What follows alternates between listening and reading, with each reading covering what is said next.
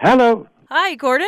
Yes. Hi, this is Terri Train and Brian Zepp from KQRS in Minneapolis. Okay. Thank you so much for doing this interview. We know they're a pain. No, I don't mind. Really? Oh, No. good. All right. Where are you right now? Yeah, where are you? Okay, I'm sitting in my workroom in my house in Toronto. Yeah, I picture you in like kind of a log cabin setting, like an old lodge kind of thing. Oh, I like that too. I do everything here. We rehearse here, and I do my writing here. I've been living here for 50 years. Well, we're in Minnesota, so we're kind of connected. I know. We work. Our promoter there, Fred Crone. Oh, sure. Yep. Fred Crone has had us numerous times to Minneapolis. We play there, but every couple of years. Well, why don't you have the accent? I think I have more of a Canadian accent than you do. I don't know, but are you Canadian? No, I'm Minnesotan, but people always ask me if I'm Canadian. It's because you're always wrong. Well, people tell me I sound weird when I talk.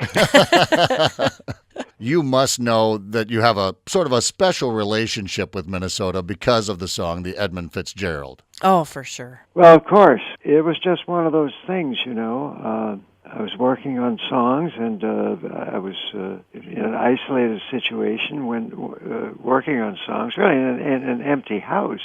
But when it came on television, I had been working with the melody and some chords, and the story seemed to fit in with the chords and the melody that I was working with. Yeah, it's haunting. I started working on the song, but a couple of months later I had it finished after I'd done some research and followed up on the newspaper articles and that. That was before we had PCs. I wouldn't be offending anyone that might have been, related to the men who went down with the Fitzgeralds.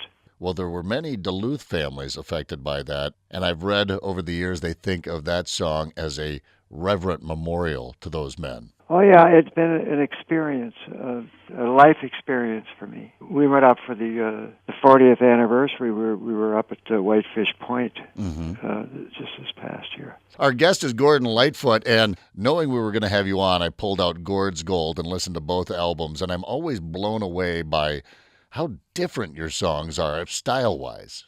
I try to make every song different from the one before. Were they all personal experiences for you, like Carefree Highway? Was there really a girl named Anne whose face you couldn't remember? Yes, there was.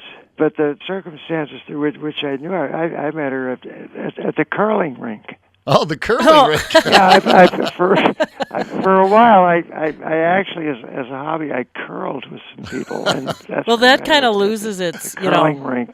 Not as romantic. Well, it only lasted for a short while. Well, that's why you couldn't remember her face. How about If You Could Read My Mind? I mean, I think anyone who's had a breakup sobbed to that song.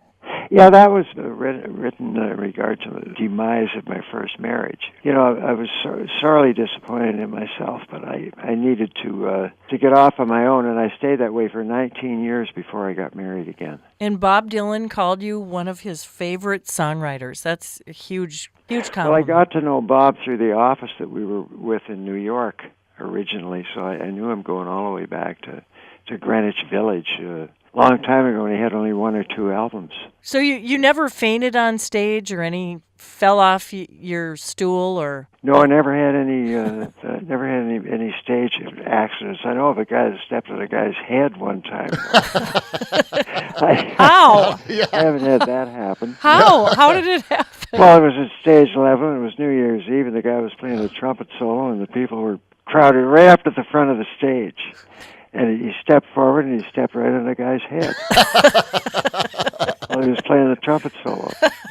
And he hasn't washed his hair since. Well, I played in dance bands. I did. I played drums and sang in dance bands. And in the latter part of high school, I was into doing that. I got interested in jazz. It's what sent me to music school. Yeah, how many songs have you written? I have 220 songs on record. What's your favorite? Can you pick one? So some of them are. I guess you'd have to say maybe "Golly, Early Morning Rain." Oh, beautiful song. We got a great one on that. We really get that one up, and it's one of our closers. I have more than one closer. Sometimes I do the I love that world. I love the world going out and doing live concerts for people. It's a wonderful world. So it must be something to look out in the audience at times and you're doing a song and you see someone tearing up. I mean, how does that feel to have that connection with the audience? When somebody says, we love you, they say we. They say it in the plural. So someone will volunteer to say for the whole audience, will say, we love you. And my response is, we could not do this without you. Yeah. So you're coming here to Minnesota October 16th at 7 p.m. at the State Theater. And Gordon Lightfoot, I can say for Zepp and I, we love you. Well, I tell you, I could not do it without you or this interview. Well, thank you. It's been a supreme pleasure and an honor. Thank you, Gordon Lightfoot, for taking some time out of your special workplace up there in Toronto to spend some time with us. We'll see you very soon here in Minnesota. Right on.